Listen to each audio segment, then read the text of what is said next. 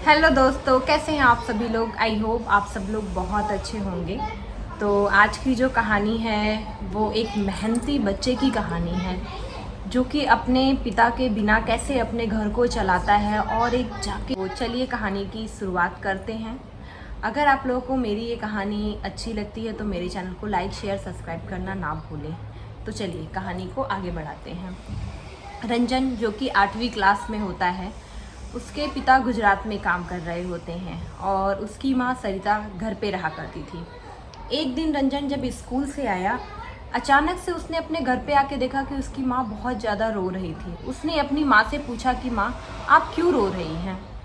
उसकी माँ ने बताया कि बेटा, तुम्हारे पिताजी 2 साल से गुजरात में रहते थे, वहाँ वो नौकरी कर रहे थे। आज उनका अचानक से फ़ोन आया और वो कह रहे हैं कि मैं तुम दोनों के साथ कोई रिश्ता नहीं रखना चाहता हूँ।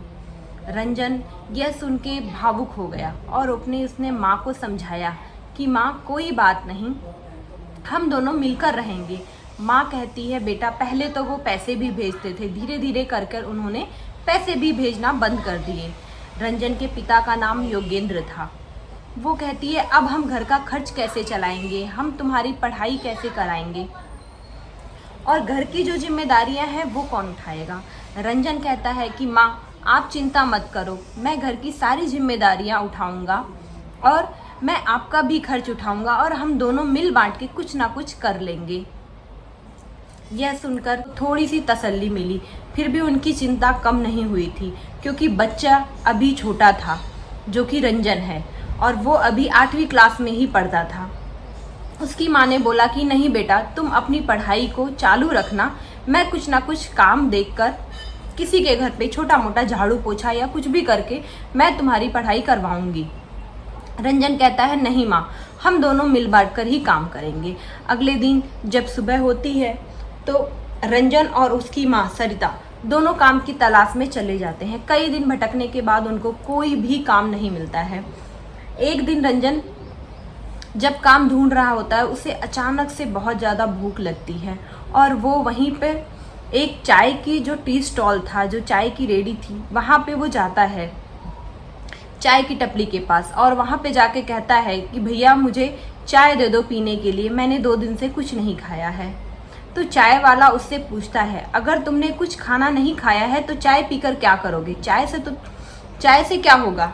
तब रंजन उन्हें जवाब देता है कि चाय पीने से मेरी भूख मर जाएगी, इसलिए मैं चाय पीना चाहता हूँ। टपली वाला जो कि चाय बेचने वाला होता है वो उसे चाय देता है पीने के लिए और उसके साथ 2 पाव देता है खाने के लिए।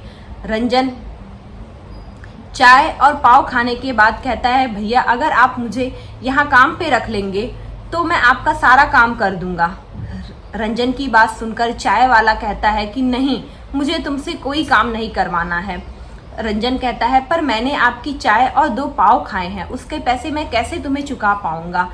तो चाय वाला कहता है कि कोई बात नहीं, मैं तुम्हें बच्चा समझकर चाय और पाव दे दिए हैं, तुम नहीं भी पैसे दोगे तो भी चलेगा। पर रंजन बहुत ईमानदार था, वो कहता है नहीं, आप मुझे कोई भी काम बताओ, मैं ज़रूर से ज़रूर करूँगा। चाय वाला कहता है कि अगर तुम मेरे यहाँ काम करोगे तो मुझे पुलिस पकड़ लेगी क्योंकि हम बच्चों से काम नहीं करवाते हैं। रंजन के लाख जिद करने के बाद चाय वाला कहता है ठीक है, मेरे पास ये पाव पड़े हैं, पाव मुझे दूसरी दुकान पे पहुंचाना है, तुम जाकर ये पाव देकर आ जाओ। और यह बात सुनकर बहुत ही ज़्यादा खुश होता है। वो चाय वाला कहता है तो और साथ में तुम मेरी साइकिल भी ले जाओ क्योंकि तुम पैदल नहीं जा पाओगे, दुकान काफ़ी दूर होती है। रंजन साइकिल उठाता है चाय वाले की और वहाँ से पाव लेता है, दूसरी दुकान पे देने के लिए चला जाता है। फिर वहाँ से उसे बेकरी पर भी जाना होता है, वहाँ पे वो जाता है, पाव लेता है और चाय वाले के यहाँ देने के लिए निकल पड़ता है। पर जो बेकरी का मालिक होता है वो रंजन को रोकता है और कहता है अगर तुम मेरा काम करोगे, मुझे और दुकानों पर पाव पहुँचाने होते हैं, अगर तुम्हें ये काम करना पसंद है तो मैं तुम्हें रोज के पैसे दे दिया करूंगा। रंजन ये सुन के बहुत खुश होता है पर वो दुखी भी होता है। फिर वो मालिक से कहता है पर मालिक, मेरे पास तो साइकिल नहीं है, यह साइकिल तो चाय वाले की है जो कि आज के लिए ही उसने मुझे दी है। मालिक कहता है कोई बात नहीं, मैं तुम्हें साइकिल दूंगा। अगले दिन से रंजन चाय वाले को साइकिल और पाव उसका दे देता है। अगले दिन से वो जो पाव का गोदाम होता है, बेकरी होती है, वहां पर जाता है और रंजन वहां से पाव उठाकर हर दुकान पे देने के लिए चल पड़ता है। इस तरह वो रोज पाव देता, मालिक की साइकिल लेता और रोज दुकान पे जगह जगह जाकर पाव देता। और इधर सरिता जी भी को कोई ना कोई काम मिल गया था जिससे वो किसी के घर में खाना बनाने का काम करती थी। इस तरह माँ बेटे दोनों मिलकर गुजारा करने लगे। एक दिन रंजन के मालिक ने बोला, बेटा तुम्हारे आने की वजह से मेरे दुकान में बहुत सारी तरक्की हुई है, इसलिए मैं ये चाहता हूँ जो दूसरा इलाका है वहां भी तुम ये पाव पहुंचाओ, क्या पता तुम्हारी किस्मत से वहां पे भी पाव बिकने लगे। रंजन कहता है ठीक है मालिक। इस तरह से वो दूसरी जगह भी जाता है और पाव बेचना शुरू कर देता है। वहां पे भी पाव के काफी अच्छे ऑर्डर आने लगते हैं जिस वजह से मालिक भी खुश हो जाता है। इस तरह से करते करते एक लंबा अरसा बीत जाता है। इधर रंजन ने और उसकी माँ ने दोनों ने मिलकर कुछ पैसे इकट्ठे कर लिए होते हैं और रंजन भी अब बड़ा हो चुका होता है। रंजन की शादी भी हो जाती है।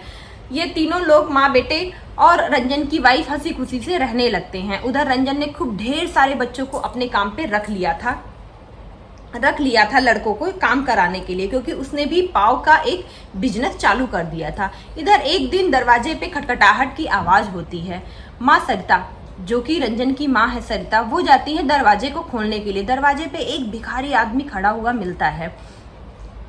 उसे देखकर सरिता जी पहचान नहीं पाती हैं। वो कहती हैं, कौन है, आपको क्या चाहिए?